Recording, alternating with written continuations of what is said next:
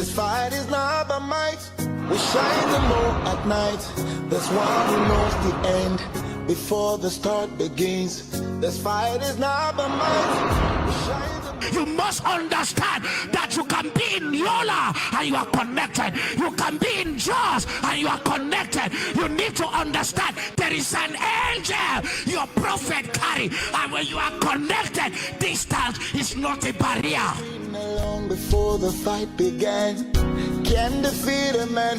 God has given victory. Fighting from victory. I'm fighting from victory. I'm fighting from victory. I'm fighting from victory. I'm fighting from victory. Somebody join us here. Fighting from victory.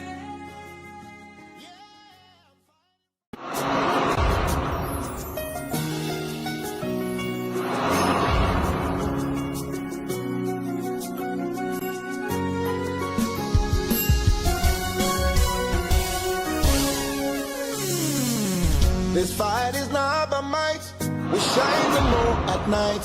There's one who knows the end before the start begins. This fight is not by might. We shine the moon. You must understand that you can be in Yola and you are connected. You can be in Jaws and you are connected. You need to understand there is an angel your prophet carry, and when you are connected, distance is not a barrier. Father, speak to me. Minister to me, Lord. Lord, I have ears to hear you. In the name of Jesus. Talk to the Lord. Father, minister to me. I have ears to hear you, O God. Lord, glorify your name in my life. Your name in my life. Your name in every area of my life, in my finances, in all that concerns me. In Jesus' mighty name. Father in heaven, we thank you. We give you all the glory, all the honor, all the power, all the praise, all the majesty and the dominion. The maker of the heavens and the earth, and the seas and everything that in them is, Lord, unto you are we gathered, reveal secrets to us. May our hearts induct a good matter. May we leave this class better than the way we came. In Jesus' mighty name. Amen and amen. Champions, shout fire! Fire! Shout ururu! You don't sound excited. Shout fire! Fire! Shout ururu! Shout muzozo! Shout mafura! Shout onction! Amen. And they all mean anointing. Yes, sir. In different languages. Amen. Amen. We really want to thank the person of the Holy Spirit for the privilege to be here. It's a privilege to minister. Amen and amen. Amen. Say thank you, Holy Spirit. Thank you, Holy Spirit. And also want to thank our most holy Father, Papa Joshua Aguila. Say we love you, Papa. We love you, Papa. All right, shake hands with somebody next to you. Say so nice to see you. Amen. Ask the person, are you happy? Are you happy? Amen. Like I said, some of you don't sound happy at all. Happy. Amen and amen. I'm a happy person. I'm a happy person. Yes, sir. Yeah, ask your neighbor, say, are you happy? Are you happy? Yes, I'm happy. Make sure you receive an answer. Are you happy to be in church? Yes, I'm happy. Praise God. Amen. All right. Let's turn our Bibles to Exodus chapter 23. Exodus chapter 23. And let's read verses 20. Exodus chapter 23, verses 20. He says, behold, I send an angel before you to keep you in the way.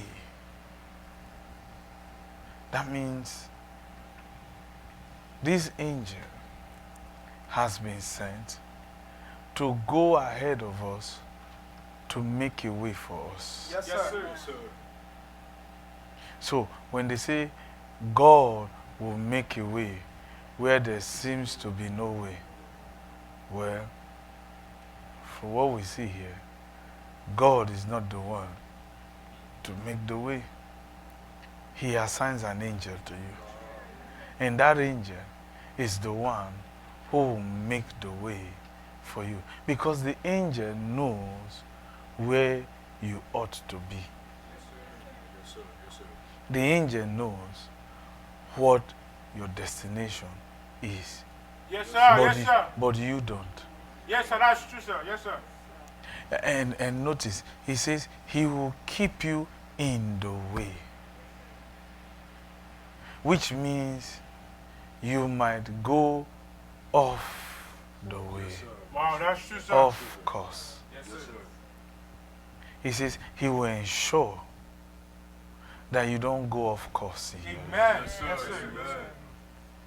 Do you know many people today really don't have angels to guard them? Many don't. Many have lived and died not having the guidance of angels. Wow. And it's easy to tell that such and such and such a person was not guided by an angel. You say, how?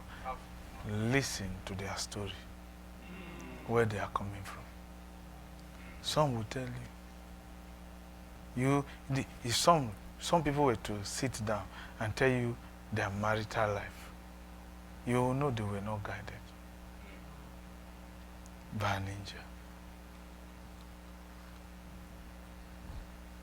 If you ask some people today why things are financially challenging for them, you get to see there was no angel to guide their financial decisions.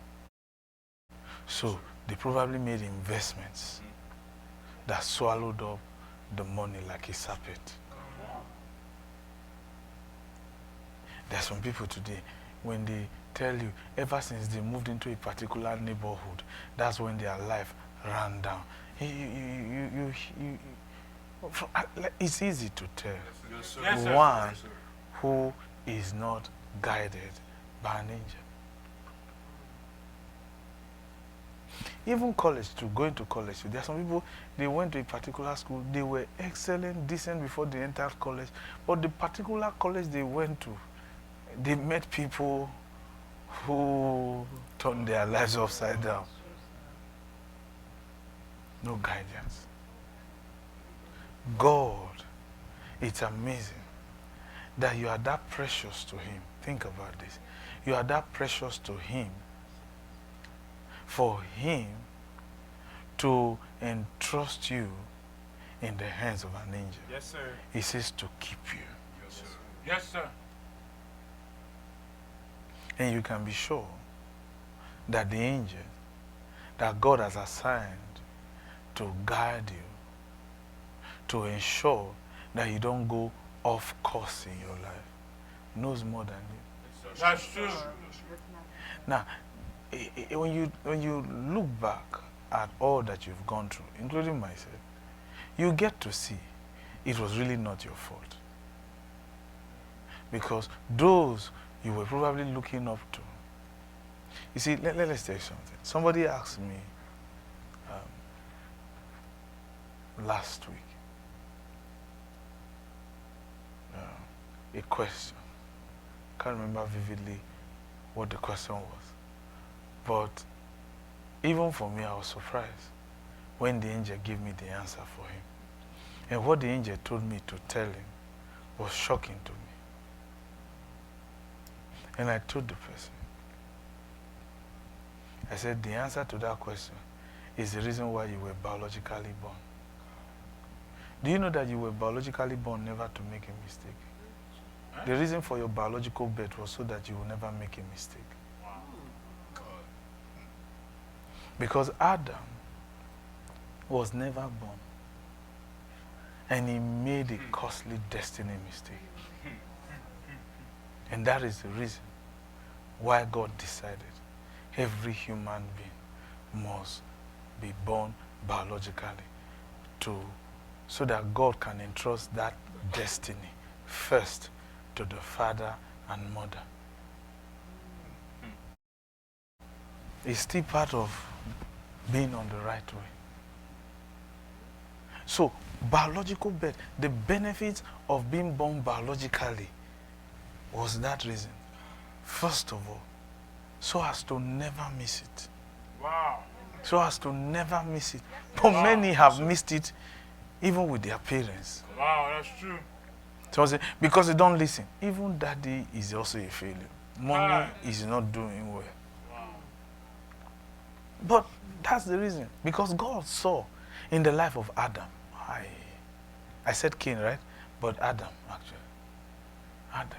He looked at him and said, this guy, he was never born. He didn't have a father and mother. You see? So God was his father. Yes. But God was not always there to guide him. God only just gave him instructions. Don't eat. But you can do any other thing you like. And you see, even God himself, the fall of Adam, God still blames himself for it. And that is why God decided to come up with a better idea. That instead of you coming into this earth as an adult, you'll be born a baby. Wow. So that the adults can take care of you and guide your choice. But like we said, many, even with their father and their mother in their lives, still missed it. So I still disagree with what you just said. Okay, go to Ephesians. See, I'm digressing now. Ephesians chapter 6.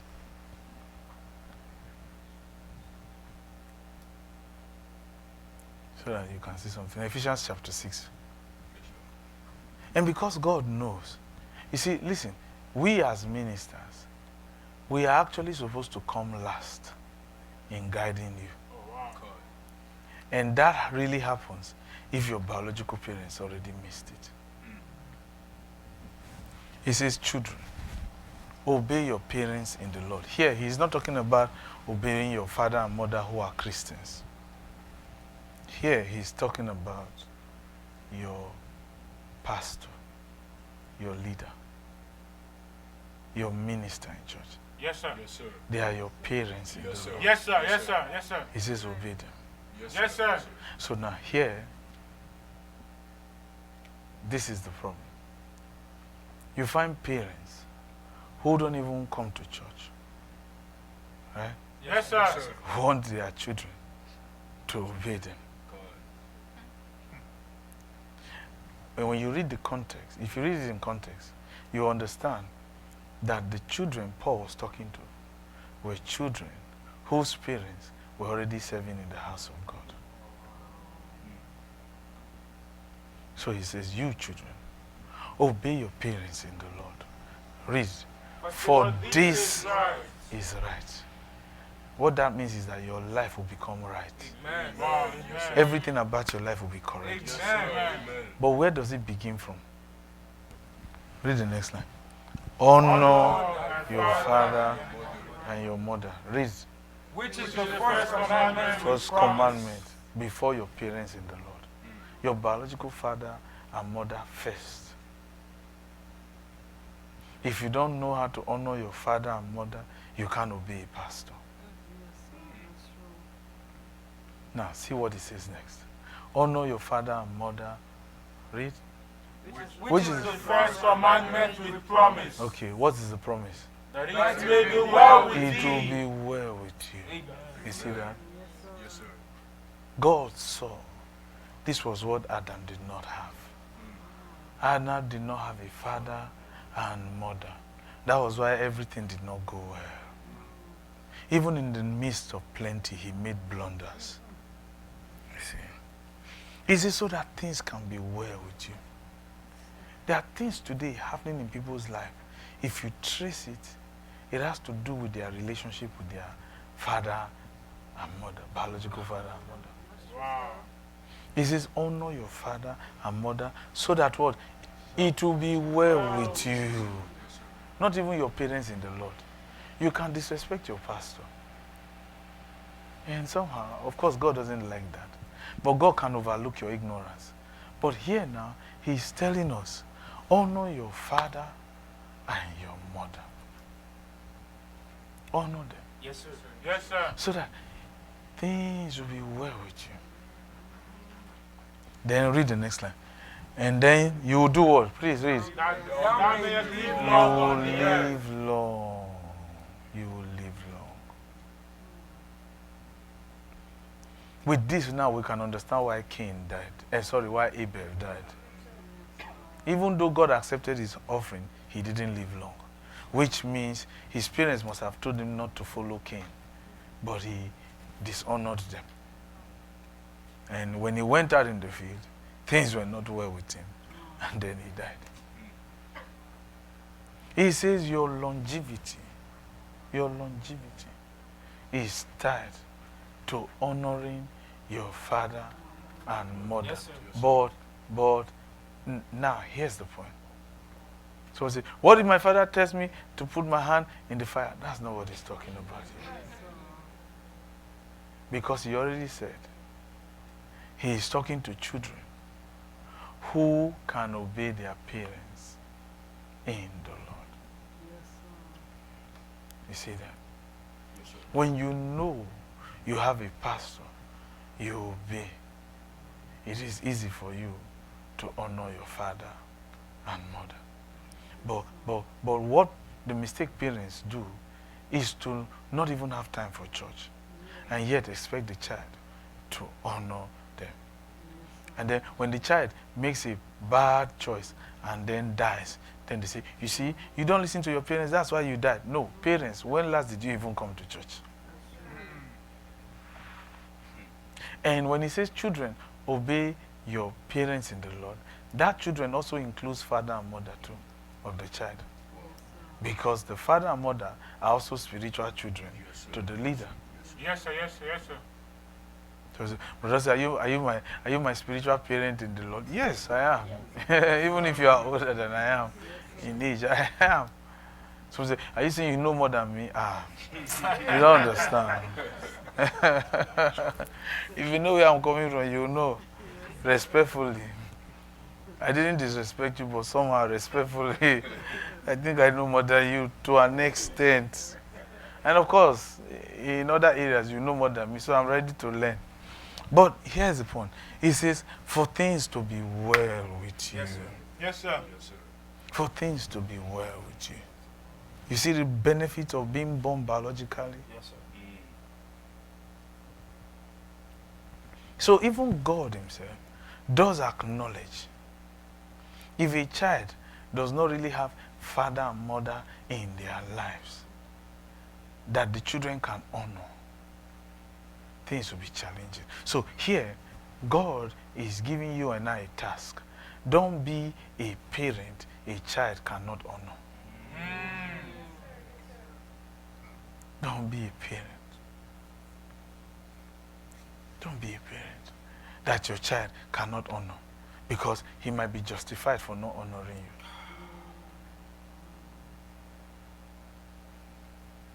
Those who knew how I used to live with my biological father, I used to challenge him. I said, go and sit down. You are too poor.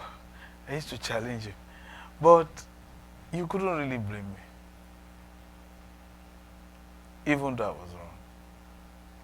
And so those who knew me then are surprised today that I'm a preacher. So, as a parent,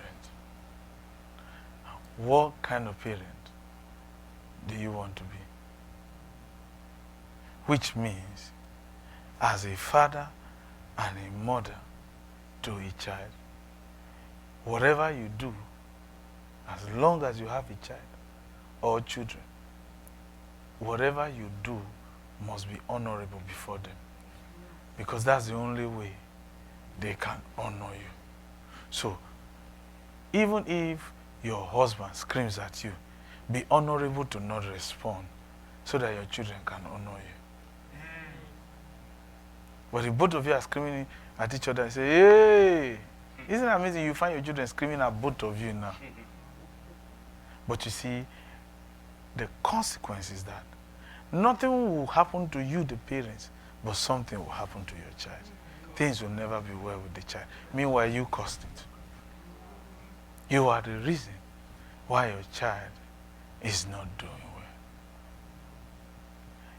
well. And even though you will not accept it, but he's telling you here, you, the father and the mother to a child, you are the reason why your child is not doing well.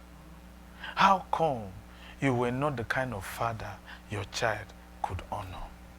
Have you not seen other people's children who honor their father and mother? So why were you different? Someone say, it's the way we raised them. It's their mother. This thing has nothing to do with mother or father. How honorable were you?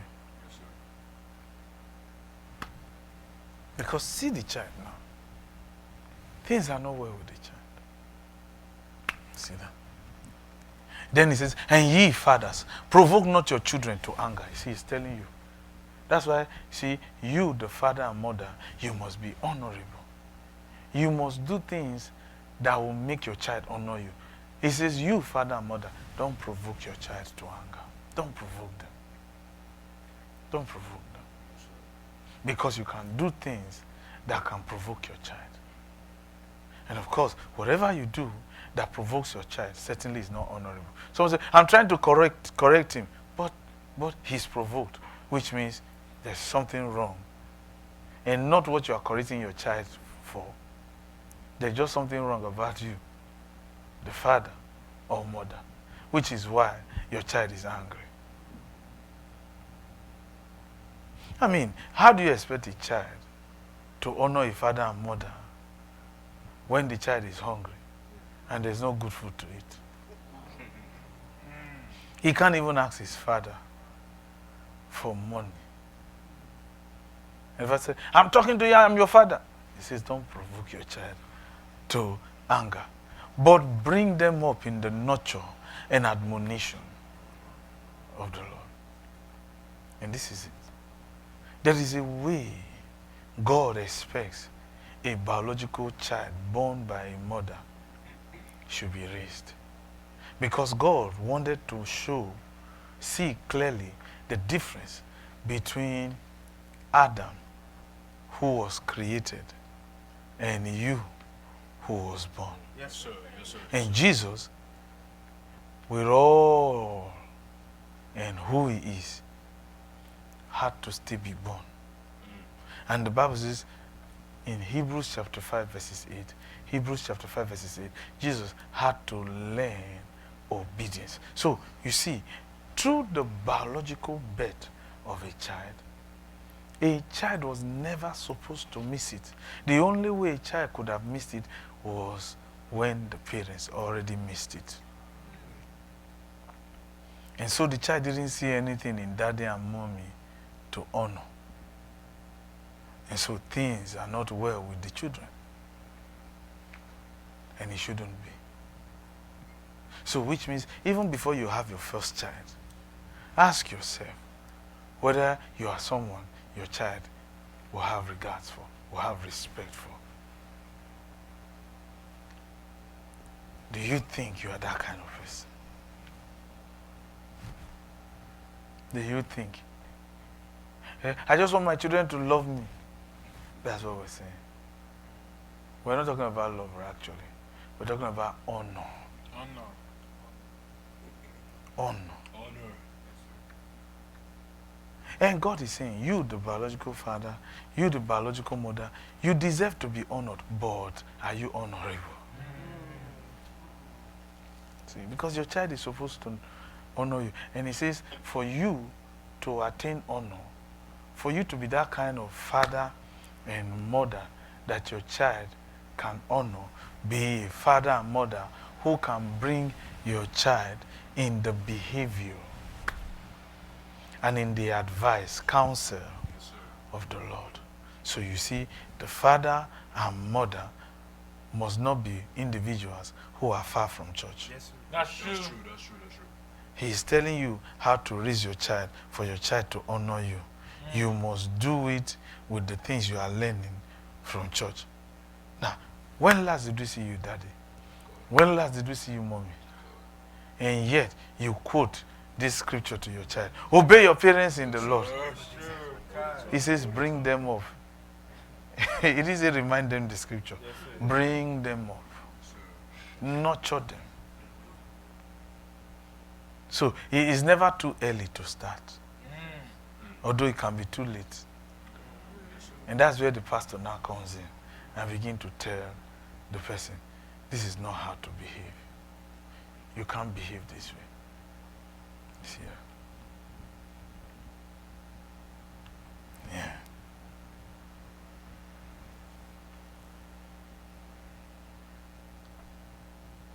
That's not how to behave. Okay, so God did that.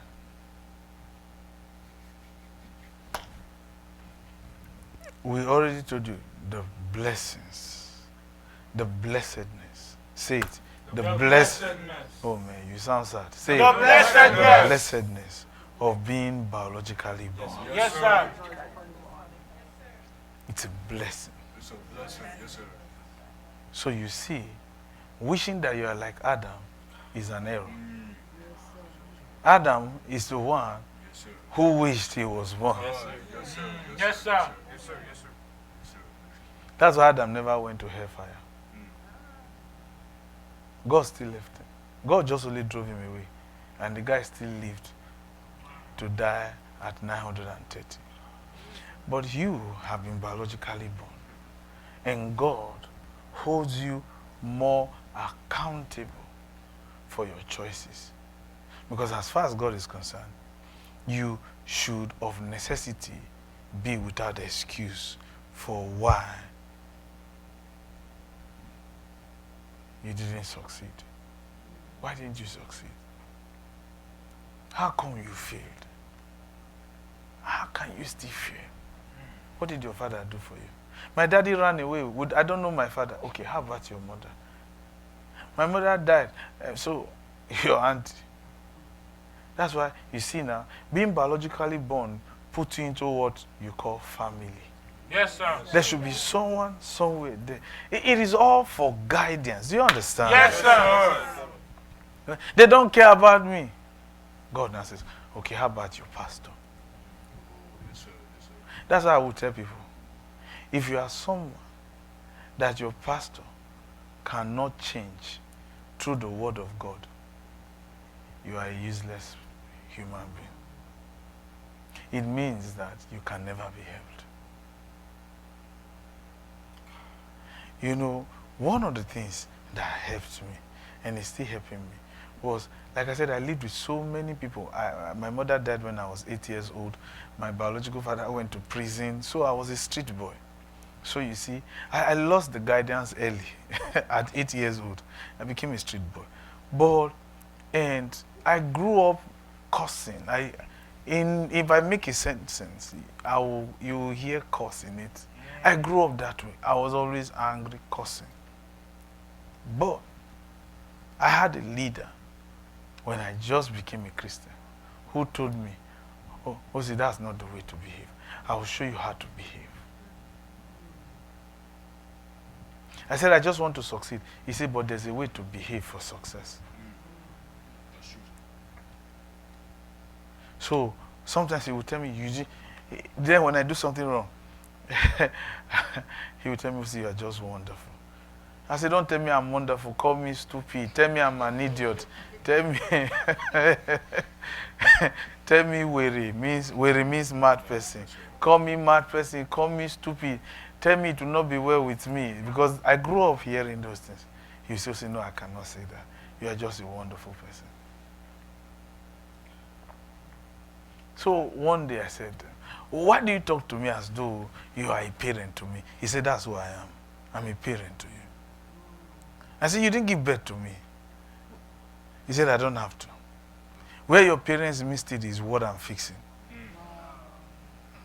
So I said, okay, fine, do it then.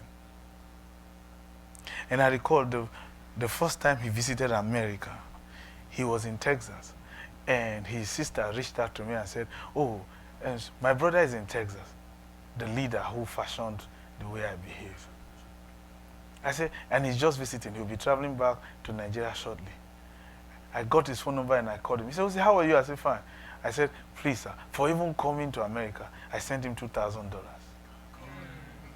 He said, Osi, what? I said, sir, this is what you made me.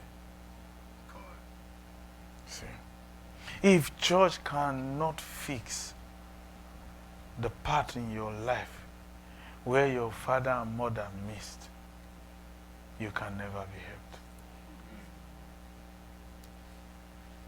helped. It just means you are redundant. It just means you are a damaged product.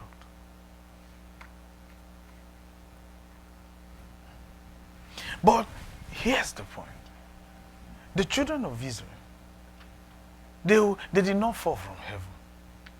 Do you understand what we're saying? Yes, sir. Yes, sir. Remember our theme scripture, Yes, sir. Yes, sir. Exodus, Yes, sir. chapter 23, verses 20. Yes, sir. The children of Israel did not fall from heaven.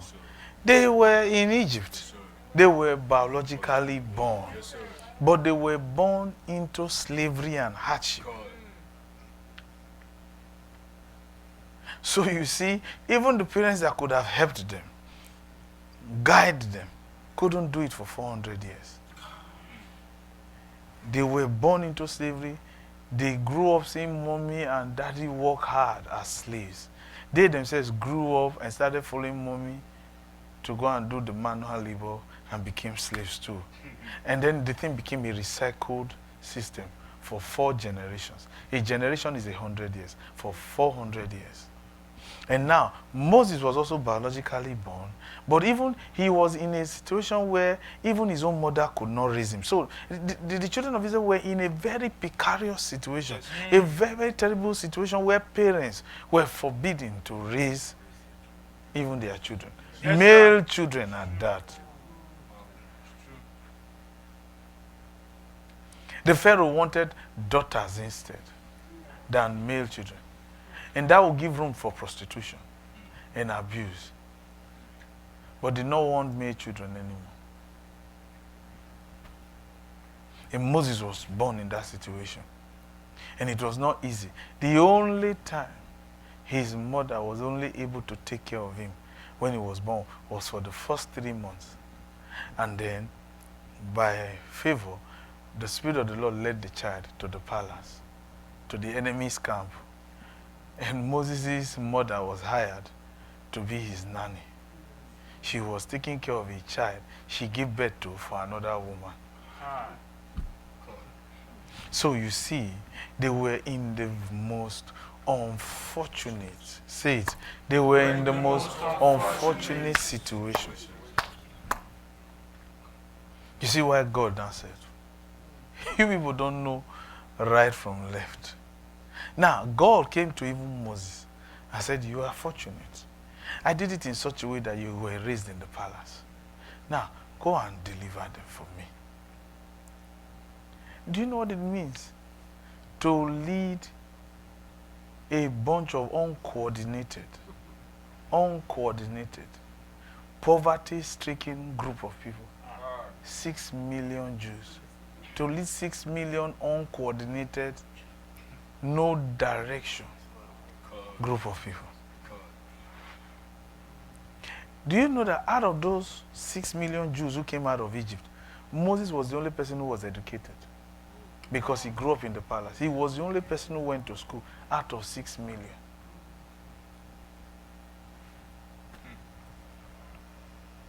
That's like a thread in a haystack. And he was the only person who went to school. And that's all God needed to use. You are well informed than these people. So, I'll use you. But that was still not enough. God now said, you know what? I'll give you an angel. Did you understand? Yes, that? sir. Yes, sir. Yes, sir. Father missed it. Circumstances. There was no room to go to church. They couldn't worship God for 400 years. They didn't worship God. It was hard labor.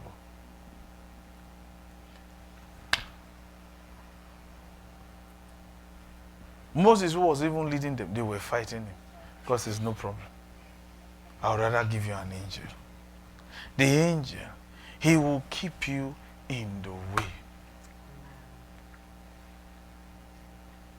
So you see, at different stages in your life, at different points in your life, God has always sent you help to see that you don't derail, you don't go off lane, off course. Yes, sir. He has always, he started with what? Your biological parents, and then moved to what? Your pastor. And now, he says, let me give you angelic guidance. So that you will not miss your way. Yes, sir. Because God knows. See, we told you, the most difficult set of people to lead are the uneducated, the uninformed. It's difficult to talk to them.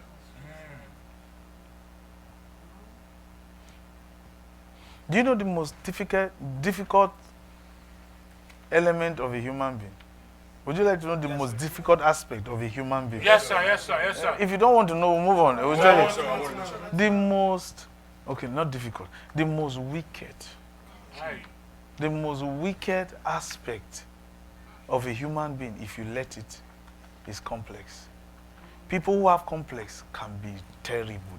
They are the deadliest. They can kill with no remorse. Because they feel very inadequate that you are better. Wow. So they were ready to kill Moses because Moses was the only educated person. Yes, sir. That's why they were always having issues with him. And then even his own elder brother too had issues with him because Aaron did not go to school. Aaron too was doing labor too. It was only Moses because of where he grew up. That's another thing you parents also need to look at.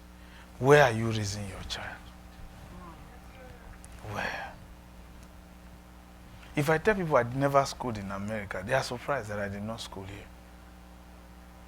But I have a professional certification from America, but I didn't school here. I got it because of the one I got in the UK. But I didn't school here. But when people hear me talk, they think I was schooled here. I didn't school in America at all. I don't even know. See this thing, high school, elementary, kindergarten, I don't understand it. I don't know. Middle school, I don't know jack. How can somebody be in school for 12 years? I don't understand that. But the system works. So God, praise be to God. Let's continue. But I really don't understand it. But here's the point. You even have a teacher in school to guide you. That's true. Let's tell you something about guidance. So you see, God sending an angel to guide you is your last resort. Wow. Go to Galatians chapter 4. Like we said, it begins first with biological birth. I know your mommy is a nice mommy. I know your daddy is a nice daddy. But see how you turned out. So is mommy still nice? Yeah, my parents are very, very nice parents. Okay, so they can be nice but not honorable. Because if they were honorable, things would have been better with you in your life.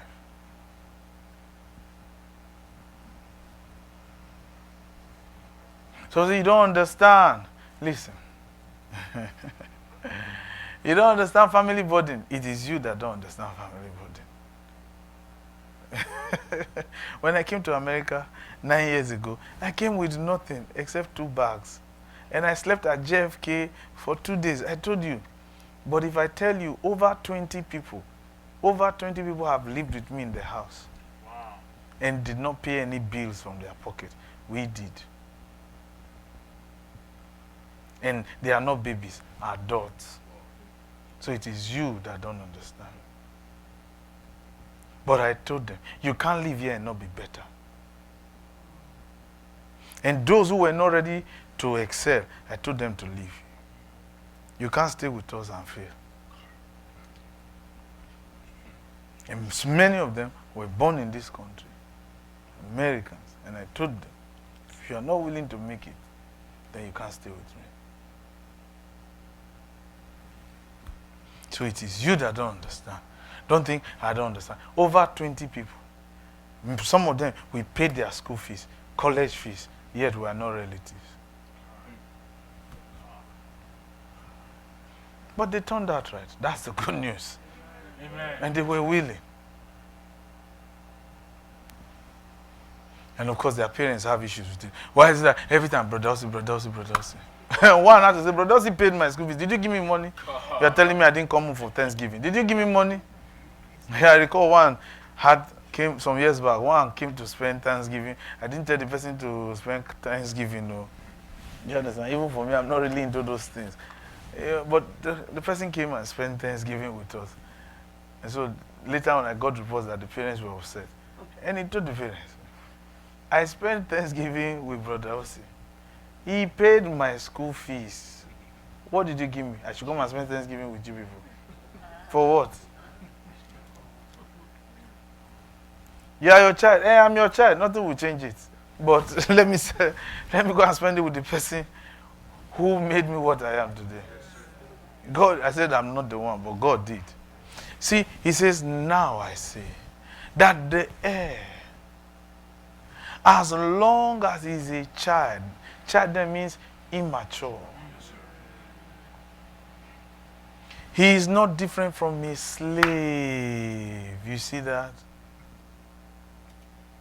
That's what God finally discovered about Adam. When you are not biologically born, you will likely end up a slave. If you remain immature. Adam's problem was immaturity. He didn't have guidance, so he was immature. He says, as long as he's a child, he is not different from his servant, even though he's the Lord of all. Read the next verse, verse 2. But what? But he's under, please read now, I want to go. But he's under tutors and governors. You see that?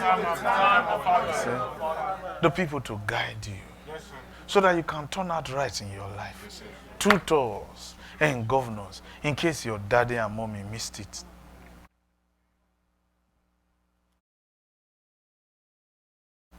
But with daddy and mommy, that should have given you an advantage.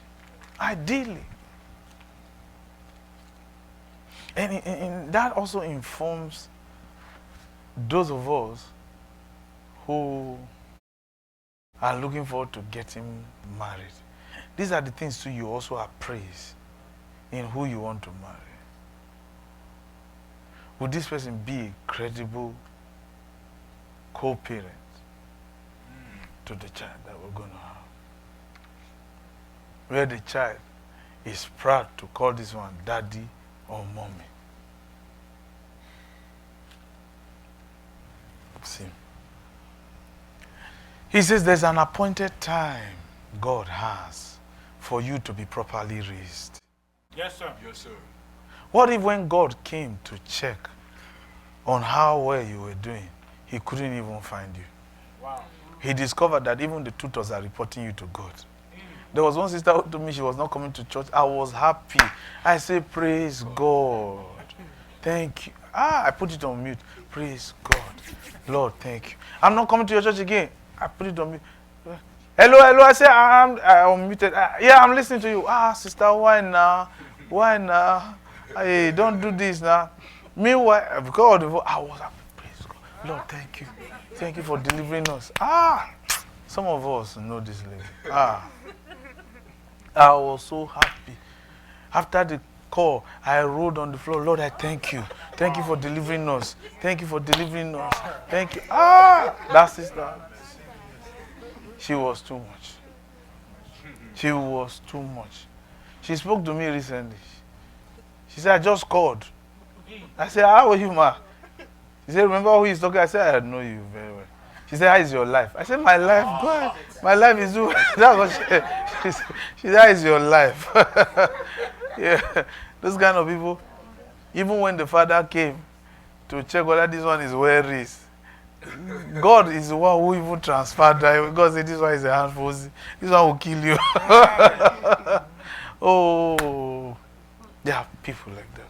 So you see, when people say, God doesn't care about me, they are wrong. God has always been putting the guardrails. The guardrails. He started first with your father and mother.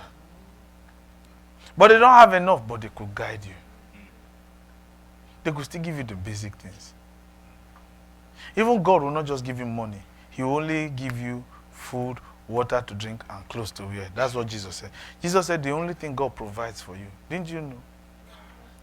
Jesus said the only thing God only provides for you is what to eat, what to drink, and clothes to wear. God does not give you money. It is men that will give you money. He said, give and it shall be given. Good measure, pressed down. Shall men give unto you? Men. It is men that give you money.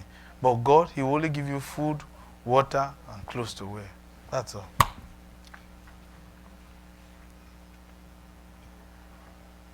He will give you favor, no doubt, for people to like you and bless you. But before God makes people give you money, you must be a giver first. He says you can't mock God. It is what you sow, you will reap. So, it's a principle. But if you say, God, give me money, God will not give you money. God will give you. Are you hungry?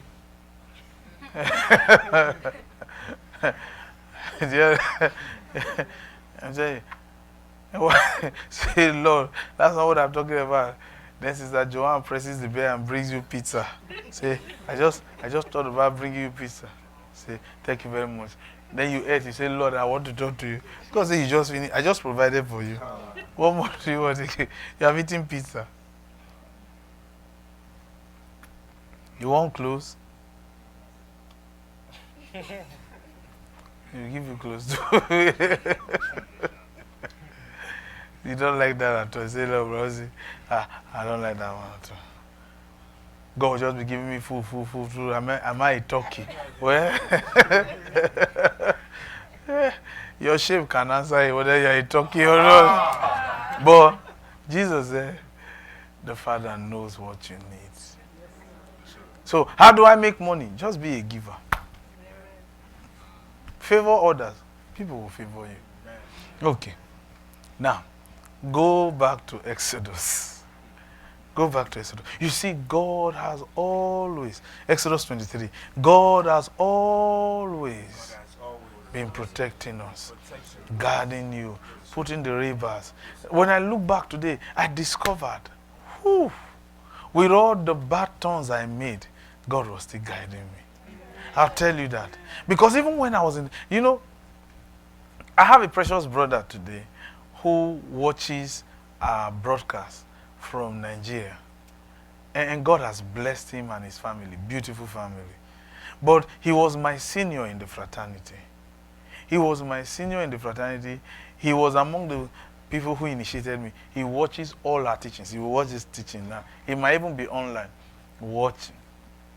And his family is transformed, even by our teachings. And I thank God. So he's a member of North American Church, even though he lives in Nigeria. But in the fraternity, he was always the one who would correct me.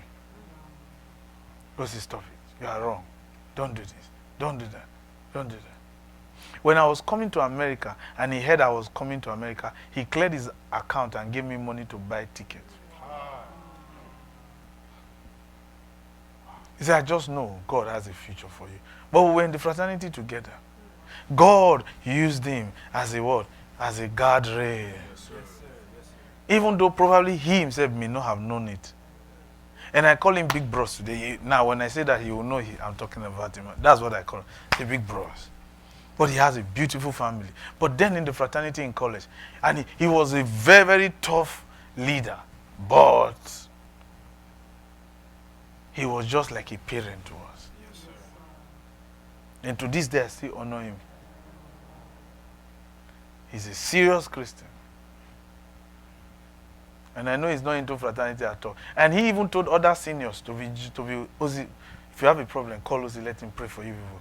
Do you understand? But God has always been putting those guardrails. Yes, sir. Whether you recognize those guardrails to appreciate them or not, God was always there. Like we said, putting an angel on your path is the last resort. So say, how about children who are born? When a child is born with an angel. Now let's tell you something.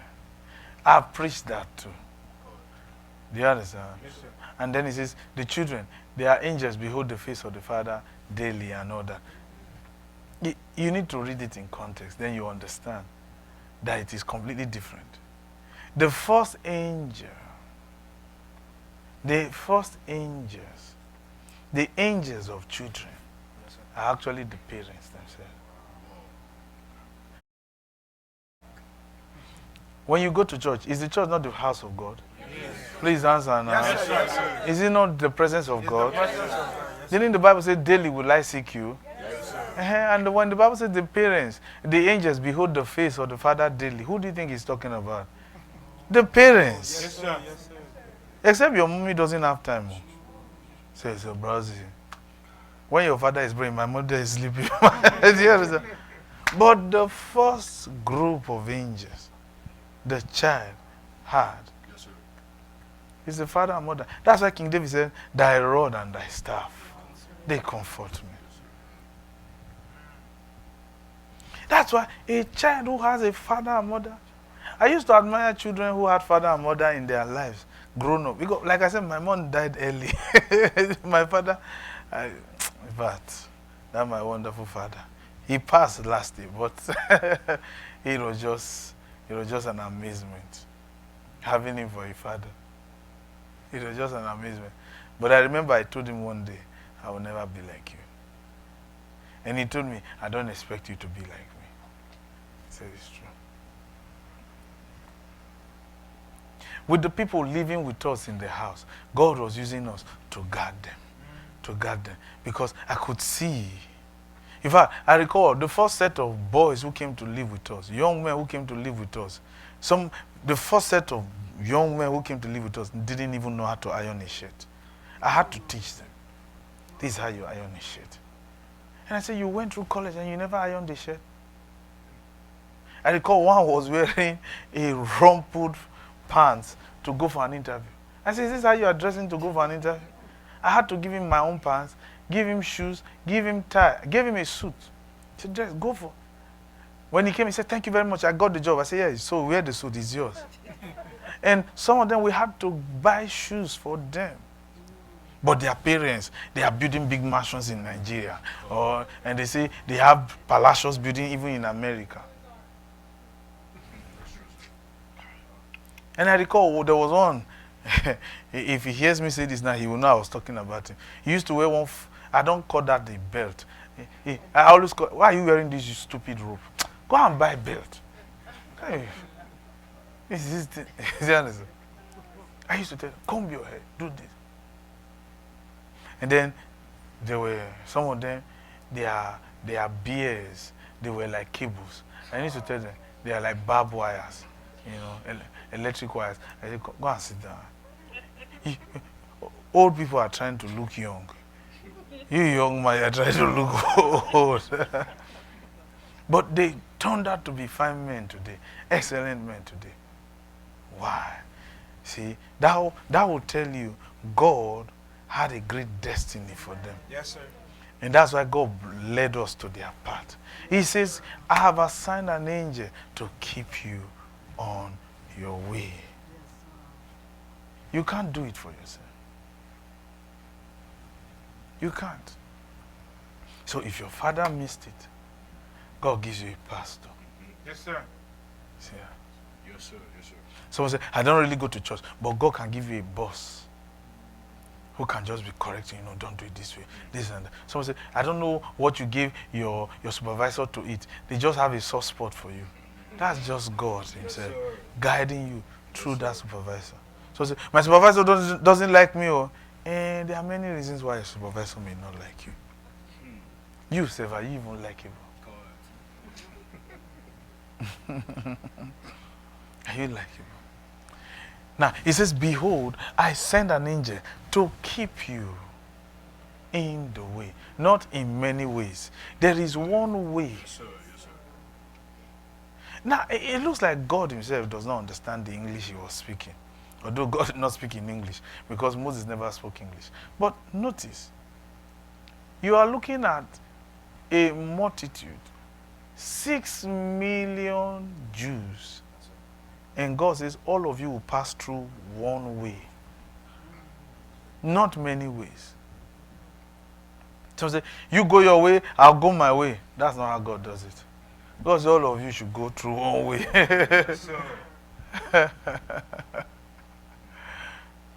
We're going our separate ways.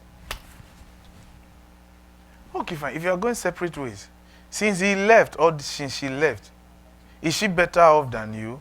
And if the person is better off, then it means that you missed your own way. And you are still arrogant to not reconcile and say, I like your own way, please help me. You are still arrogant not to do that. He says, there is an angel to keep you in the way, one way, for 6 million Jews to go. One way.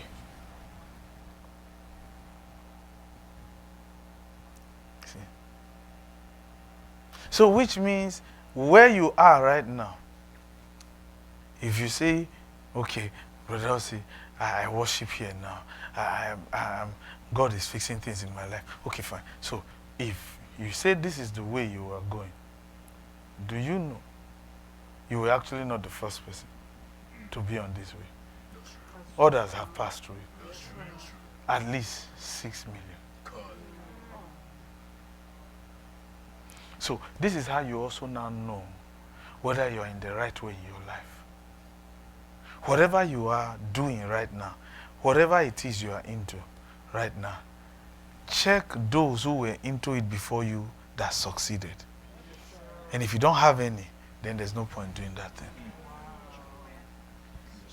How many people have really succeeded? You know, I used to tell people then, before you choose a college to go to, find out the quality of people that college has produced.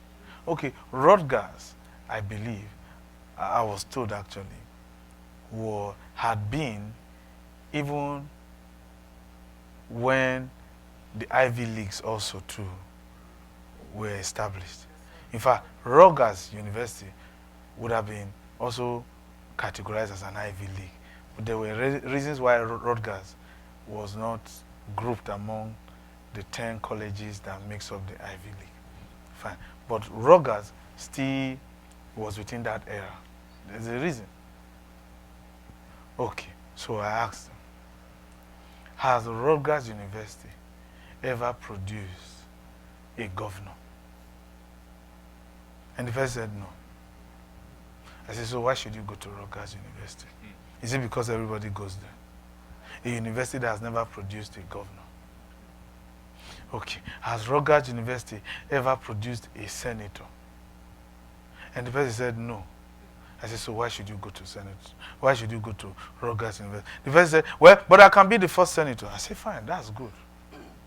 And make sure you become the first senator. I'll hold you to that. I said, Bro.Osi, you know things can change. I said, so and then you have a problem. Because there is a way to go. Yes, sir. There's a way to go. One way for 6 million people.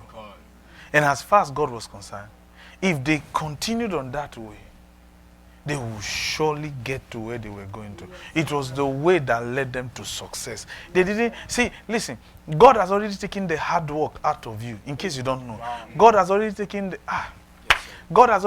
the hard work already out of your life. You say, what is the hard work? He had already created the way. The angel knows the way to take you through. The angel actually created the way. God knows how the angel is supposed to make a way and lead you. That's the hardest part.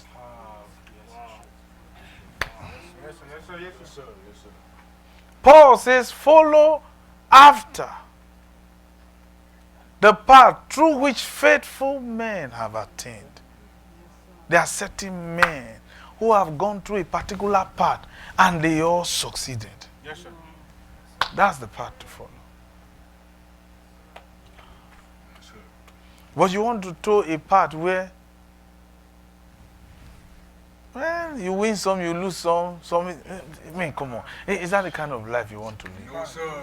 No, sir. No, sir. No, sir. And Moses was privileged by God to receive this good news, that there is a way the angel will lead them. Moses was privileged, yet Moses still did not make it. Anger. And Moses, what are you angry about? Let's show you something. I want to show you something. He says, behold, I send an angel before thee to keep thee in thy way and to bring you into the place that I have prepared for you. If you follow the way, he will bring you to the place. Yes, sir. Yes, sir. So there is a way that leads to a place. Yes, sir. Yes, sir. And that place is already prepared. That's why we said God has already done the hard work. Yes, sir. You don't need to do anything. The angel will take you through the way. God has prepared the place. God's business is with the place. The angel's business is the way, to lead you in the way, and to ensure, to keep there means to ensure that you are safe.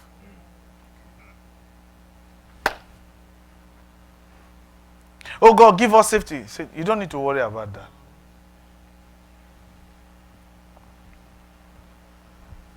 Someone say, brother, what you have said. These parents that I said I love, God.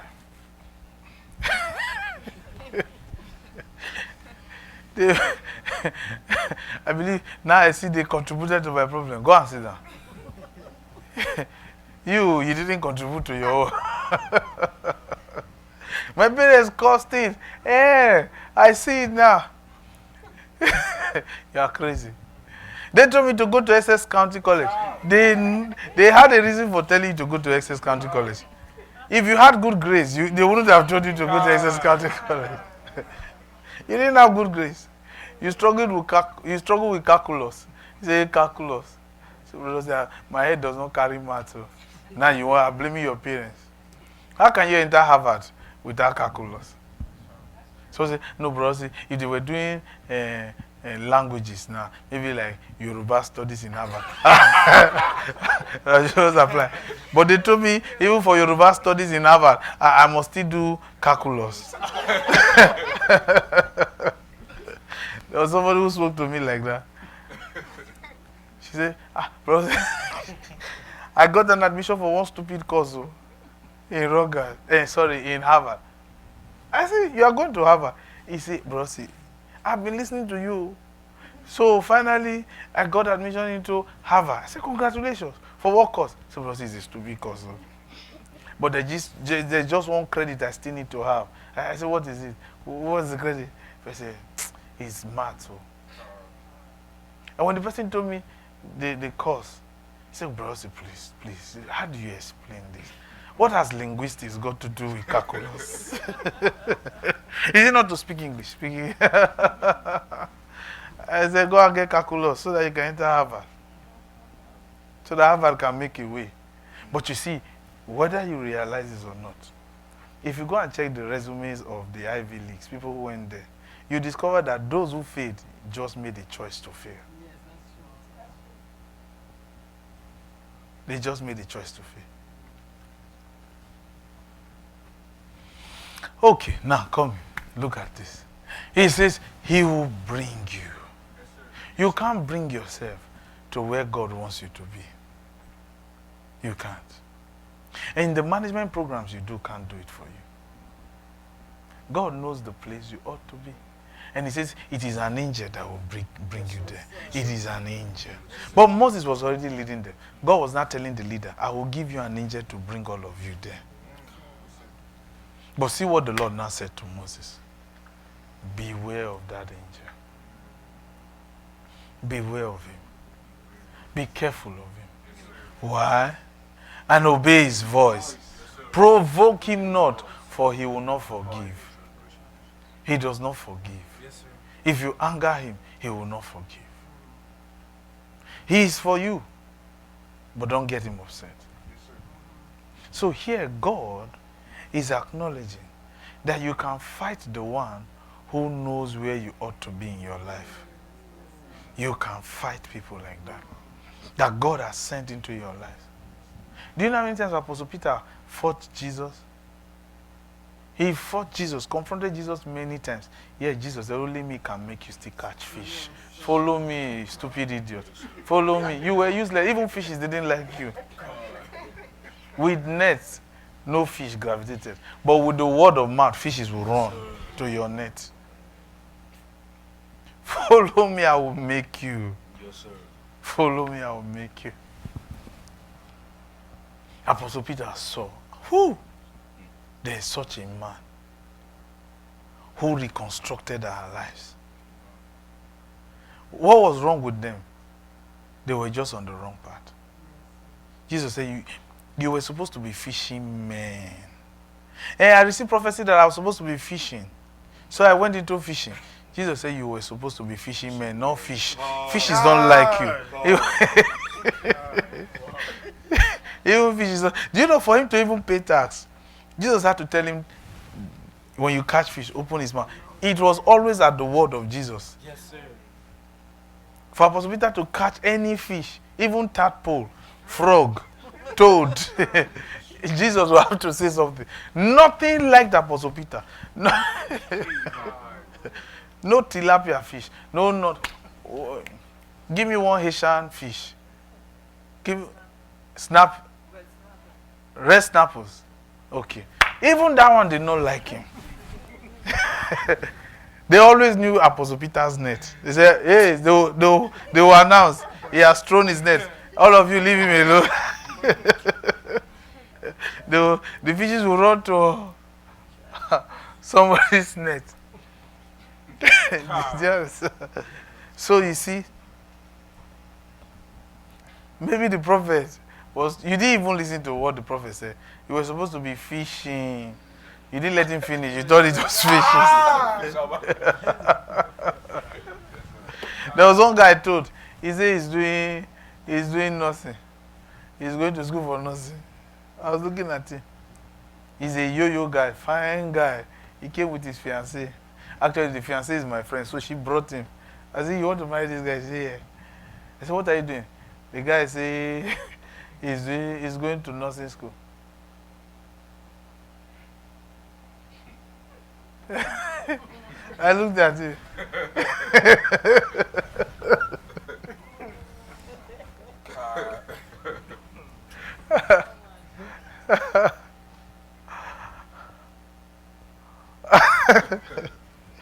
The guy has crossed eyes. But it's not his crossed eyes. I was looking at him. I said, you want to do nothing? I said, brother, go and catch fish. That's what I told him. Go and catch fish. The girl said, come on, man, brother. Because his fiancée, she's my friend. She said, come on, brother. I said, come on, man. Why are you doing this? I brought him for prayers. We'll be getting married very soon. I said to my friend, this husband that you want to marry, he has a destiny of a fisherman, which is nothing. And he wore nothing scrub. Oh, they call it scrub. I was looking at him. He said he's doing clinicals. I said, but when I look at him, I will laugh. I said, brother, each time I look at you, I see you whole.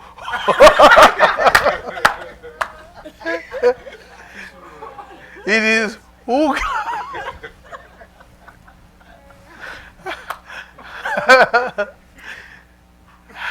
His girlfriend laughed. She said, Bro.Osi, are you playing? I said, no, actually. But his destiny is fishing, actually.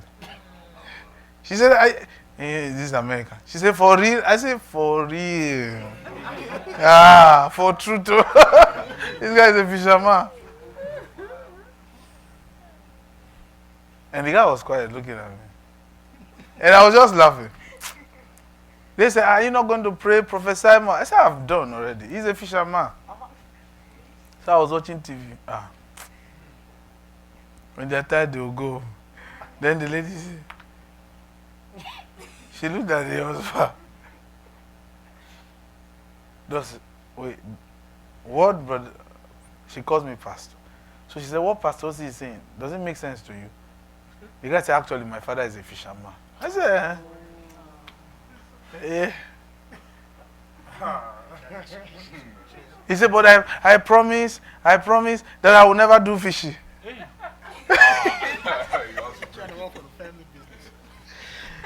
I said, before your father died, remember he handed over to you. What is it? You are wearing nursing uniform. You want to threaten me with nursing uniform. Here is fisherman wearing nursing uniform. Who do you want to kill in the hospital?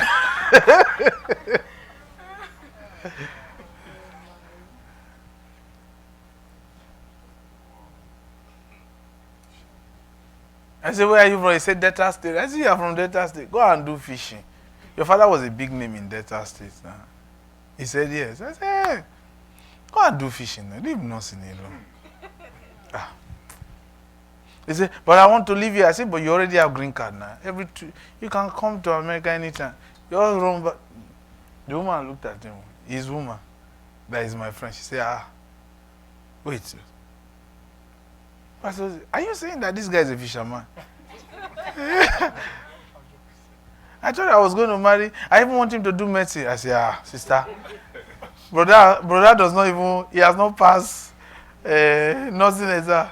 He doesn't even know osmosis. We got in division. I kept seeing him throwing hook. This man is a fisherman. And he's not hooking patients. He's hooking fish. And he's good at it because I've seen him catch plenty fish. Is it not, sister, look, encourage him, let him go back. He has papers now, so he's not looking for this. Can enter America anytime.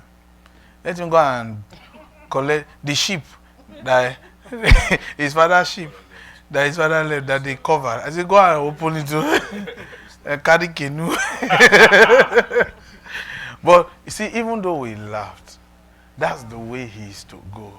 Yes, sir. But he says, no, that was my father's way. Maybe he prayed, maybe his father prayed and said, God, if you give me success in fishery, I will have my child too will continue this business for your glory. And God agreed. Now the guy now saying, whatever my father did is between him and him and God and death. I'm following my path. So he came to America. So he has run away from the spirit of Delta State. He doesn't know that while he was coming to America, the part of fishes were following him.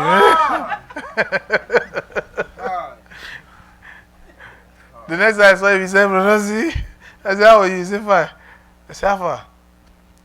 He said, pray for me. I'm preparing for my board exam.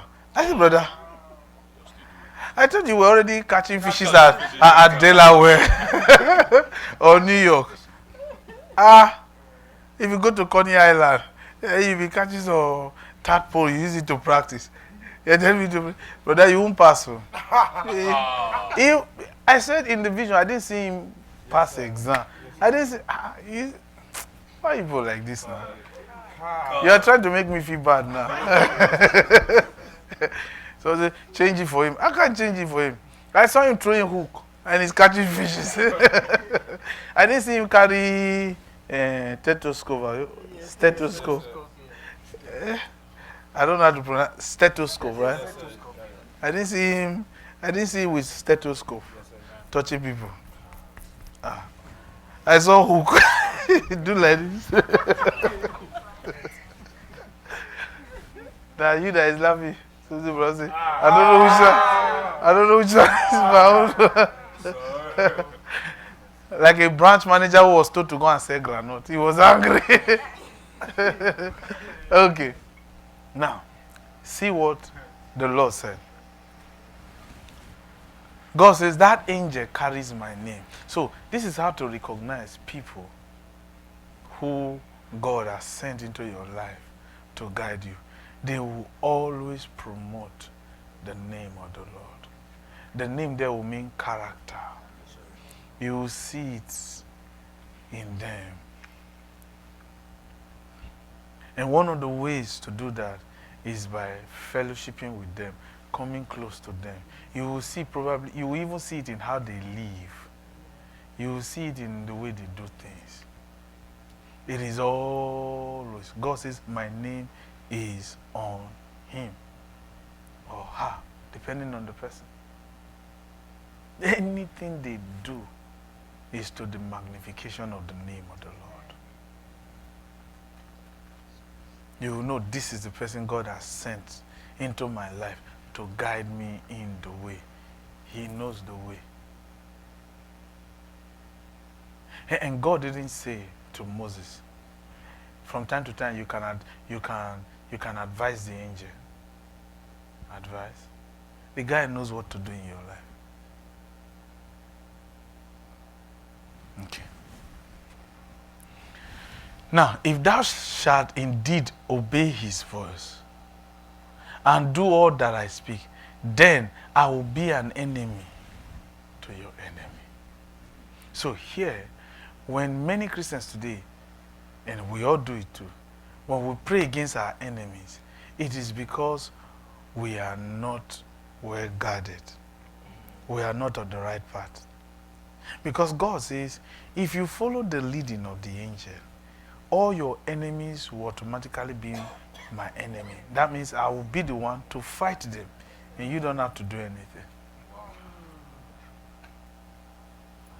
So why is there so much battle in your life? It is simply because you are not on the right path. You are not on the right way. Because if you are on the right way, if you are really on the right way, God says he will be an enemy to your enemies and an adversary unto your adversary. Now, he says, my angel shall go before you. He will go. He will always be ahead of you.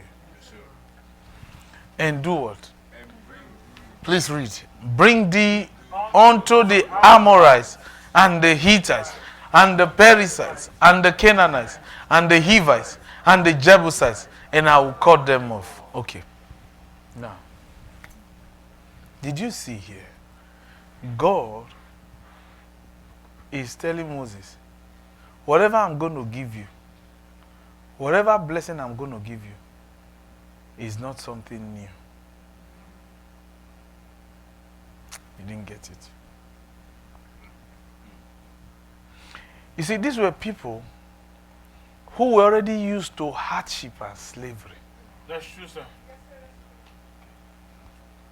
And when God already knows where you are coming from, because he already knows your history about where you are coming from, God will not start by giving you anything new. He will give you something others have used. Wow. See what he's giving them second hand. Let's read it again, verse 23. For my angel shall go before thee and bring you unto the Amorites. You are coming into the land of the Amorites. So whatever they have, which they are using, I will give it to you. Wow. So God will start first by blessing you first with second hand. Take. So say, God, I do something new in my... God said, I'm doing something new. Were you better off before?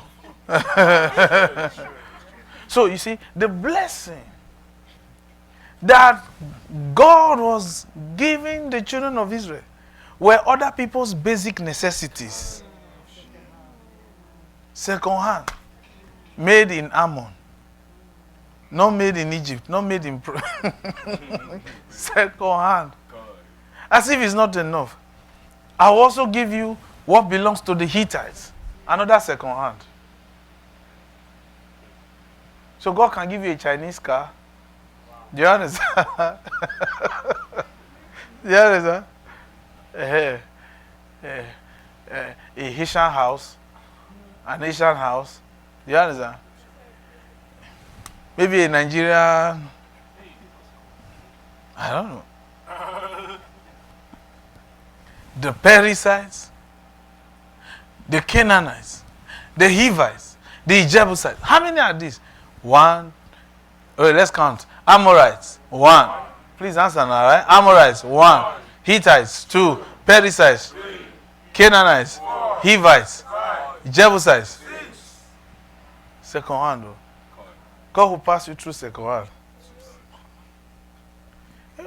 You should be grateful. Did you even have it before? You were in slavery before. Lord, I don't want any second-hand blessing. Give me brand new. God said, no problem. Except you don't want me to lead you. Wait, think about this. A whole mighty angel of God is bringing us to a place of second hand. Because God does not waste resources. You see, these people that you are reading about, the Hivites, the Amorites, and all these people were professional good managers. They were good inventors. They were skillful. God didn't have a problem with what they had. Yes, sir. What God had a problem with was the fact that they did not worship him. Oh, wow. So God said, all these things you've been using. How many Christians today manage 500 million fortune companies? How many Christians today founded one? Facebook, do you know Facebook? Does he go to your church? But do you know how many Christians who work for him? Who speak in tongues? Nobody will take my job. One desk. Somebody owns the whole thing. Facebook is worth over 78 billion. One person's idea. So you see, God will not just give you something brand new. You see, I see how God does it.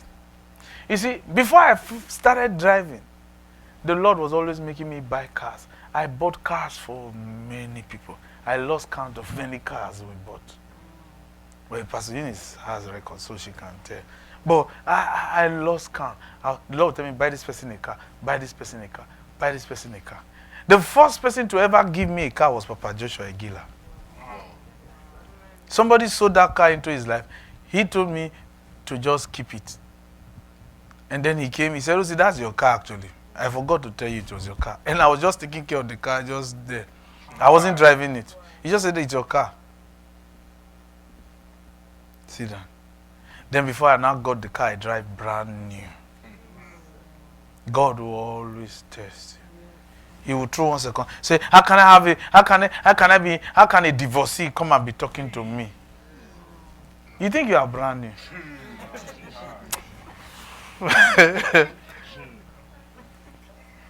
I don't talk to men who are divorced. I don't date divorced men. Oh yeah, they're brand new. They are not looking at you because they see you as second hand. God who showed you mercy. Oh God, give me husband. God give you husband. God asked, okay, Mr. McIntosh just divorced, you know. So say no, I don't talk to divorcee. I don't talk to somebody who already has a child. And you want brand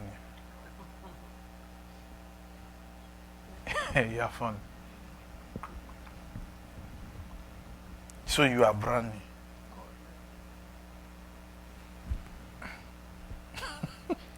So, Bro.Osi, just go. Let's go before you get angry. See why God took what those people had from them. Read the next one. Thou shalt not bow down to their gods, nor serve them, nor do after their works. You see that? But thou shalt what? Utterly overthrow them and quite break down their images. That's the reason why God was taking the blessings from them. What they were already using, God said, because you are doing voodoo. I know you are rich, because you are doing voodoo. That wife, everything you have, your car, somebody else will be using it. Wow. And the person who is coming to use it is grateful. To that person, it is brand new. Yes, sir. Yeah. But it is second hand. So God will always test you. Why? God already knows your history. Your history of hardship. Your history of slavery. Many years ago, one day, I prayed. Oh God, deliver me from second hand. Oh God, deliver me from second hand. Then I heard an angel say, "Shut up!" I said, "Shut up." Don't ever say that again. Pray something else. Then I heard thunder strike. So I stopped. It was years later. The angel who told me to shut up appeared to me and told me why. Do you understand? With all the hardship you went through from 8 years old, you think you can manage something brand new. You are saying, oh God, deliver. Because people used to wear shirt and give me shirt. People used to say, oh God, deliver me from second hand. Oh God. People used to give me shoes they have worn. Oh God, deliver me from second hand. And the angel shouted, shut up. That's even God blessing you. And I was angry. Look at this person.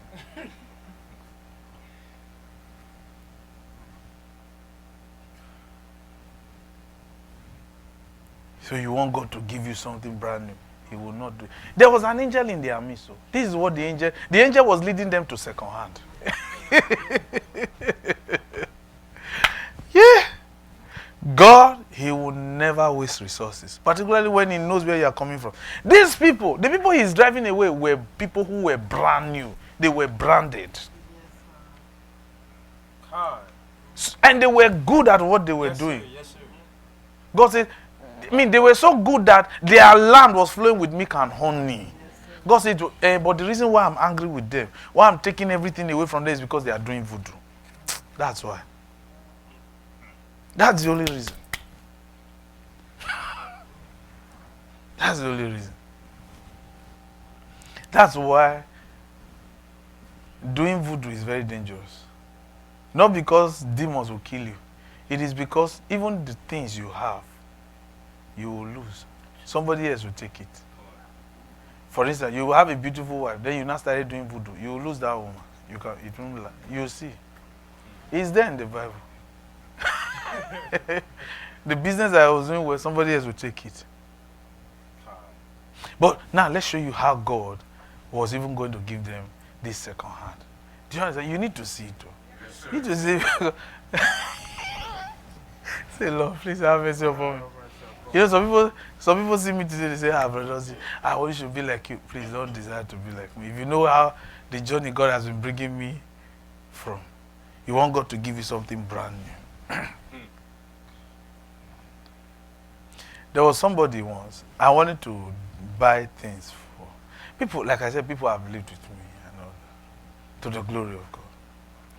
But there was somebody, the Lord told me to buy a brand new shirt for. And I bought a brand new shirt and I gave the person.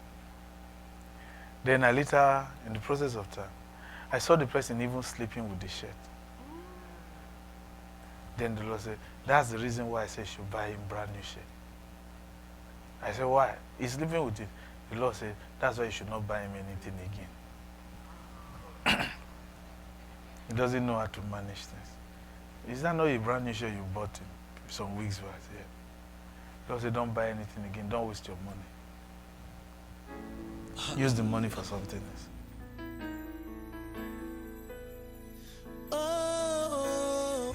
He will give her a woman that is already divorced.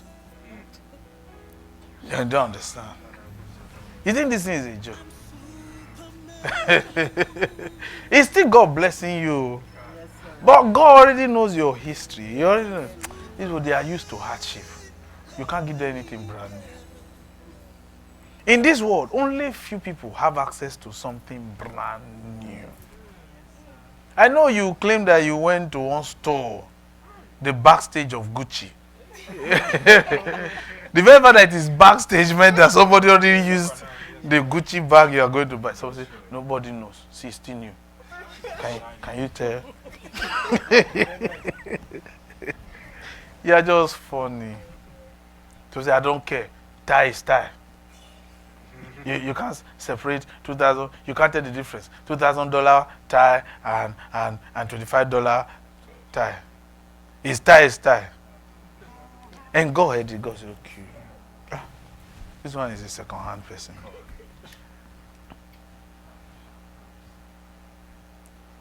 You give somebody cufflinks, nice cufflinks. Person, well, what am I going to do with this? Do I have a conflict shirt? That would tell you that somebody gave you even conflict. Say, oh, on my bed, they just give me stupid conflicts. And somebody say, let's look at the conflict. Ah, nice conflicts. Just say, is it what I will eat? The person is even, that conflicts that the person gave you was a sign that great things are coming. You'll be wearing nice cuffling shirts. There's a future that will, you say, is that what I will eat? You are concerned about food with cufflinks. God says, and God heard it. God said, this one.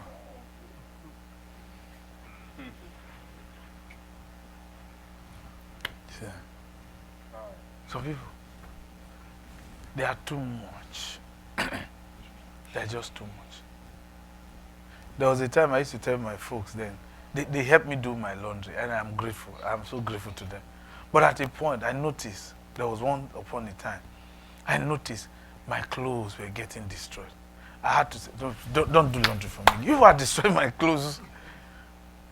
You are destroying my, in the name of Jesus. Don't do it again. You are destroying it now.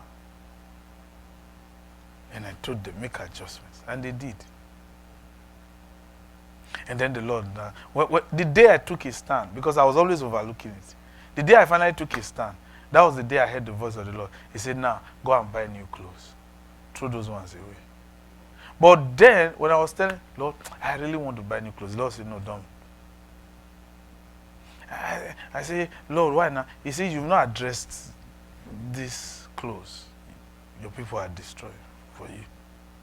I said, but Lord, I'm grateful. They are helping me do the laundry. The Lord said, but they are destroying it. So the day I finally took a stand, the Lord now said, now go and buy new clothes. God is a very serious manager. God is a very serious manager. Christians, a lot of Christians are the most reckless set of people serving a serious manager. Like we said, God already knows your history. He knows you like hardship. That's why you find some people, ask them, since the beginning of the year, what new thing entered their hand? Ask yourself, what new thing entered your hand? And anything you call new that entered your hand, if you look at it, it was second hand. God is a very serious manager. And these are things you need to begin to now address. Notice what God was going to pass them through second hand 6 times. Whatever the Jebusites had, the Amorites, the Perizzites, everything. Second hand. And that was what they journeyed 40 years for. They journeyed 40 years into second hand. Why? Why did it have to last 40 years before they would enter the first blessing of second hand? Pride. God says he wanted to humble them. Hi. If you are an arrogant person, you're on the path of second hand. And second hand is very expensive to manage. You will likely lose. See, Israel today, the Gaza Strip, is part of this place. Do you understand? And they lost it to the Palestine. Where they say they have not lost it yet, they are fighting over it and all that. Go and sit down. They couldn't even manage the second hand God gave them. The place you are calling Holy Land is second hand. It belongs to these people. God just drove them because they were doing voodoo. That's why it is dangerous if you are serving God and you are practicing voodoo. You will lose any good thing that you have. You will lose it to someone who may not even manage it or appreciate it. God did no longer recognize their hard work anymore for their inventions. Just because of voodoo. That's the reason why you should never do voodoo. Before you go and patronize the voodoo, look at the blessed things God has blessed you with. If those things don't remind you of anything, let it remind you that you will lose them. The day you step into a voodoo man's place, you have lost. Because when God was bringing the children of Israel to come and take all these things from these people did not know the children of Israel were coming to them. They didn't know. In fact, when they met Ammon, they told Ammon we were just passing by. That's how Moses wrote the letter. He said we're just stopping by. We just want to say hello. Do you know how many people stop by your house to just say hello? I just want to say hello. But the spiritual plan is to take over.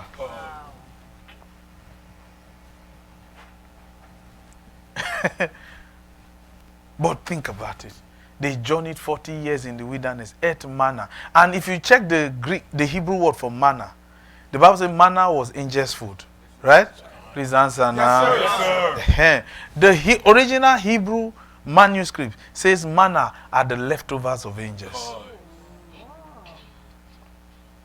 You don't understand? That's one terrible thing. When God is bringing you out of hardship that you caused yourself, or your father caused, or your mother caused. If you notice how we started the lesson, or no father and mother, but that it be somebody that the children can honor. If God is bringing you out of hardship, He will never give you anything brand new first. He will test you for many years with second hand. The children of Israel, for 40 years, for God to deliver them from second hand, from slavery into second hand. There are some people like that. Some people like that. People have lived with us who destroy things, and I just laugh. I say, you don't know what awaits you. You don't know what awaits you. You can't cheat God, though. Listen, let's tell you the truth. Though. So we're closing with this. You can't cheat God. Can't cheat God. Let's even see how God gave them this second-hand blessing. Would you like to see it quickly? See. And ye shall serve the Lord your God. Verse 25. Let's read on. And he shall bless the... let's read again. And ye shall serve the Lord your God, and he shall what? Bless thy bread and thy water. And what? He will take sickness away from the midst of thee. Right? Read on. And they shall not cast their young nor barren. That means there will be no miscarriages. Okay. In thy land, the number of your days I will fulfill. Okay, read. And will destroy the... Turn their backs unto thee. Read on. Let's read. Be fast. Come on. Stop. Don't read as though you... Wait. Are you angry with me because of second hand? Don't be angry with me, please. Oh yeah, let's read now verse 28. 1 to go. And I will send hornets before thee. We shall drive out the Hivites, the Canaanites, and the Hittites from before thee. Read. And I will drive them out from before thee in 1 year. God says it will take a year. What? A almighty God. Just do like this. And they go. God said no. It's a process. God was still not convinced. Even when they got to the process, God said it will take me a year to drive everybody out. A whole year? Why? Lord, why will it take a whole year? God works with a program, a plan. A withdrawal plan. Okay. Why will it take God 1 year? Read on. Lest the land becomes desolate. But the land was flowing with milk and honey. God says, you people will useless this place. These people are good managers. They manage this place for years. I'm just angry that they are doing voodoo. But I will give it to you. But I will give it to you small. Because if I give everything to you, you will not be able to manage. Everything will be destroyed. What? God is indirectly insulting them. You only know slavery. None of you was ever a supervisor. How can you manage my blessing? God, have you forgotten what you are giving these people in second hand? God said, even the second hand says they can't manage it. So. That's why I told that guy, leave nothing alone. No. Be throwing hook and be catching fish. Yeah, let's read. Let's read. Lest the land become what? Desolate. And the beasts of the field multiply. God says even animals will be more fruitful than you people. Lord, did we journey 40 years in the wilderness for you to be insulting us like this? God said, go and sit down. Even your pussycat said he is more fruitful than you. You are crazy. Ologbo. Ologbo means cat. Okay, now read. This is the part I really want you to see. Verse 30, please. By little and little. I will drive them out from before thee. You see why it will take a whole year? Because I'll be doing it little by little. But Lord, have you forgotten you are sending a mighty angel to go ahead of you? He said, yes, the angel is mighty. Oh. Don't get him angry. But whatever he's going to give you is little by little. Then what's the point sending an angel? The angel should just go. He should just go and collect everything and give it. Say, go and sit down. It's little by little. After all, you are coming from slavery. You should be grateful.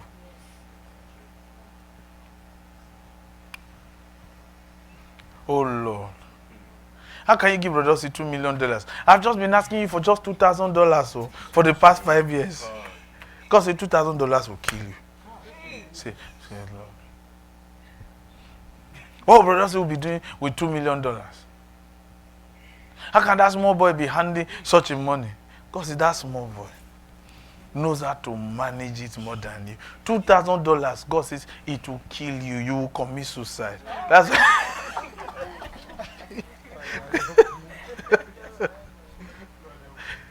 This was what Moses fought Pharaoh for. Parted the rest for them to be collecting second little by little. God says even the animals, cockroaches, they multiply quickly.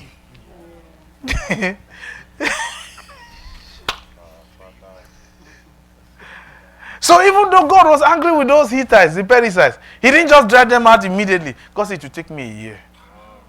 Because people are poor managers. You don't forget people are coming from poverty. You know. Oh. God. Let's tell you something. You see why when someone gives you something to manage, take care of it. God is looking at you.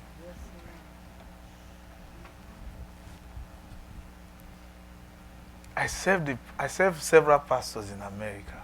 I did. I would come clean everywhere, arrange everything, set everywhere, and I was always the last to leave. Do the things that I needed to do. Many of them are still where they are, but we have moved forward. God, He sees the way you handle things. You ate with a breakable plate. You got to the sink, you just threw it, and the thing made noise. So, but after all, it didn't break. Your grandchildren will be eating with plastic. You will see. That plate you just threw, you will see. Whether your wife will be able to buy it. Anytime she comes to the market, that's when prices go up. The day every week, any week your wife is going for shopping, that's when inflation rises in America. Every week. The day she's going to BJ's, Costco. You don't understand? God, say, that plate you just threw. You got to the fridge. You say, you just bang the fridge. No problem. No problem.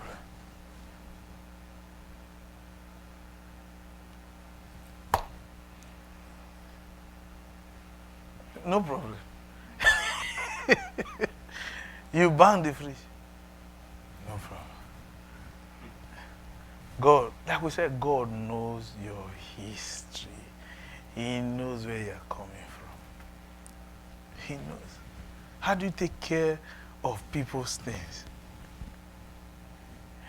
This will tell you something. That even though they were in Egypt, they were not managing Egypt well. Because Joseph took care of Egypt. And if Egypt was well managed, that Pharaoh, that wicked Pharaoh never would have risen. Never would have risen. Never. People don't understand that God does things for reasons. That Pharaoh would never have been born.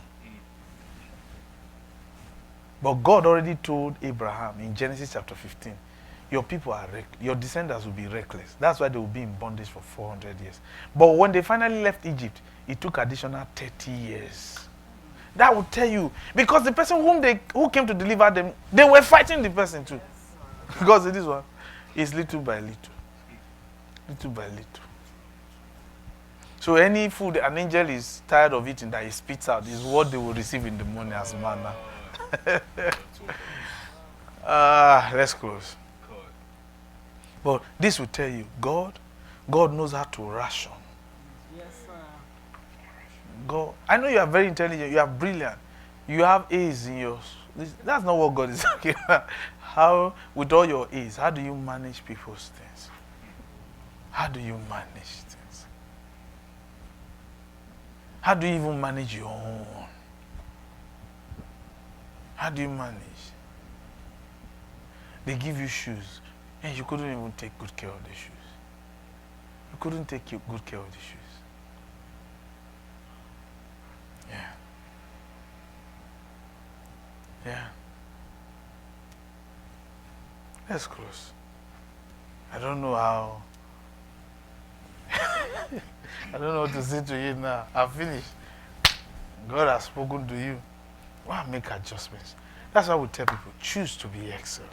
Yes, sir. Even in the way you behave. Even at work. You can't just say, is it my father's business? That's why you will never own any. God heard this thing. The people who we were reading about were not Christians. The children of Israel were not Christians. The Hittites were not Christians. So God was dealing with people who were not even Christians. Then you are not a Christian. And you think God will take it lightly. Because God's standards with the Christian is higher.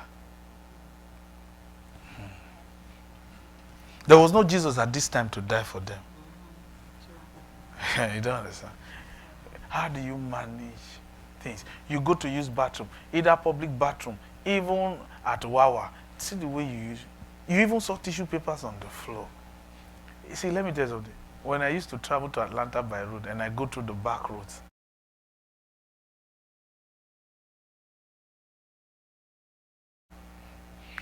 there are bathrooms. Whew. Man. You know when you enter a bathroom, even your wee will freeze. Your wee, your bladder say, I'm okay. We can still go another 2 hours. You understand? But I will enter those bathrooms and I'll be picking tissue paper. I will come, sometimes you can enter those bathrooms, you see tissue paper on the toilet seat. Somebody used it, and you see somebody's toes. That means the person was tiptoeing like this. You see the guy looking dirty white. Do you understand? They don't care. You know this kind of people. And I'll come, I'll clean it. I used to do it. Every time. Every time. I don't work there. I'm just traveling. Going to Atlanta. But for me to even use it, I will clean it. Then I'll say, let me wash. And you know, when I was doing that, each time I did that, even though I use my hands to pack everything, I'm grateful. I say, Lord, at least this is still America. It's still better than the parts I lived in Surulere. It's still better than the place I lived. I lived in some places in Surulere. I won't lie to you. Those places, I'm even grateful. This one. Flushing. And sometimes some of them, they will stuff in tissue. The thing will block. You use the bathroom and the thing was blocked. You just say, after all, you should even be grateful. Say, I'll just buy Coke and go. God saw this thing. Because the second hand is coming. Even the second hand now, God is saying it's little by little. Look at the lady that is telling you, let's take it slow. You say, what are you saying? You are not even too much. God blessing you, but He's not giving it to you little by little. You cost it. Decide from today you are going to be a good manager. Yes, sir. A good manager of property, whether it belongs to you or not. Somebody gave you their car to drive. They were traveling to Africa or to Haiti or somewhere. They gave you their car. They trusted you with their car. And you are running the car. Oh, nonsense. Running the car down. So say, that's how they gave it to me. Oh, the headlight was not working. Did it cross your mind to even buy a light bulb? No, I'll just give them the way it is. Oh. God saw those things. This is the reason why many Christians, God has not reached out to them. Because God does not know who to drive away to give you. Notice here, God does not give new things like that. It's second hand. But you must give God the reason why He should take from somebody and give to you. See, God here is acting like an armed robber. Do you understand? He's acting like a criminal. That he's like stealing from others to give you.